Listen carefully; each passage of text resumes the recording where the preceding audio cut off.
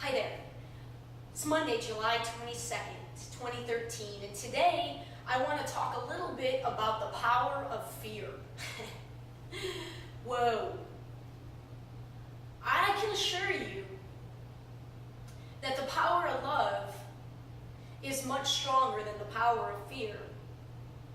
But both of them gain momentum very quickly.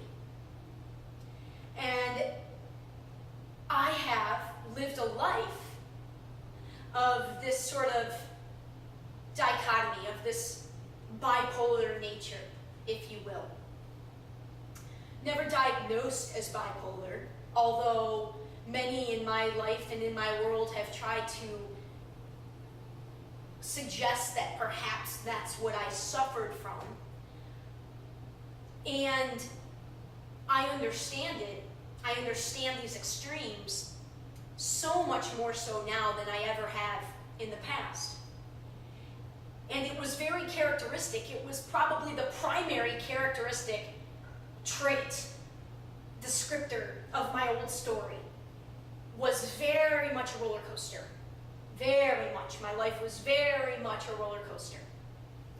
As opposed to the dance that I now know life is meant to be. We are meant to be co-creating with the higher power, the higher energy, and with one another. And now I understand about myself that I always knew that to a pretty large degree within myself, but I couldn't name it. I would argue that that's what we all feel. Because what has been revealed to me, or what I've now interpreted in all the things that I've read and lived in the past 3 years, we all come into life knowing that truth. We are born into we are birthed and born into this life as babies that we've got to be taught to distrust. We have to be taught to hate. We have to be taught to blame something outside of ourselves. Remember when I was teaching in 6th grade, man, and again I taught geography, so I was teaching about the world to a school that was in a lower socioeconomic area, and especially my first year kids who were very low in terms of how they scored intellectually, if you will, on this one very, very limited measure of intellect. I had the low kids. So statistically speaking, with a lot of them, they had never been outside their city. For a lot of them, just going to a city, going to Lakeland, 20 minutes away was sort of an excursion. So to expose these kids to the rest of the world via my subject matter was amazing. It truly was. And what became so clear so quickly is that these kids, especially if you shared with them very real scenarios of what kids their age were facing in other parts of the world, instinctively, they wanted to help. They wanted to know what they could do. And it just reminded me that it's learned.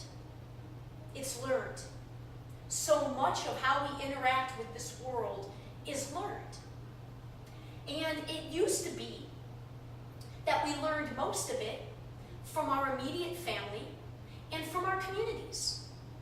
Because when I listened to both of my parents talk about when they grew up, both of them in Detroit, and the number, it's amazing the difference.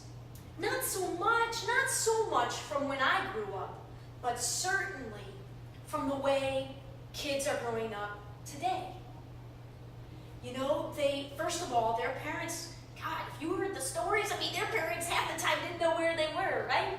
Because there were literally 100 kids on the block that my mom grew up on. Like 100 kids. You know, there was 8 just in their family, so it doesn't take much when you think Irish Catholic and you've got all these kids. And there was there was the belief that they were safe. There was no reason to believe that they weren't safe. So the kids themselves were, you know, the stories that my aunts and uncles have, and they're amazing. Their engaging with life was so different than what you see with kids today. And their influences were very, very much, I don't want to say controlled, but it was small. Their sphere of influence was very small compared to the world of influence that our kids and all of us have in this day and age, right? Literally, with the internet. I mean, literally, we could be hopping on and seeing videos and hearing interviews and things from all over the world in an instant.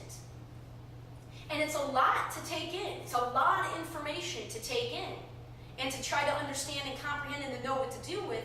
And I mean, I think it's one of the reasons why people don't read anymore. Read in the sense of even just emails, right? You'll send an email and you'll answer a question or ask a question and somebody will respond and they don't even answer what you asked them, or it's and I experienced this even in my year at Microsoft. Like, really surprising, like, isn't anybody, like, are they not reading the emails? Do they not? It's because everybody is bombarded right now. Bombarded with information. And the more kind of that's out there, the more if you acknowledge it, you got to acknowledge how much we don't know. And really how much we can't control. Because the truth is, the plain and simple truth, the only thing we can control is ourselves. And yet, we're not really taught how to connect with ourselves, to read ourselves, and to understand ourselves.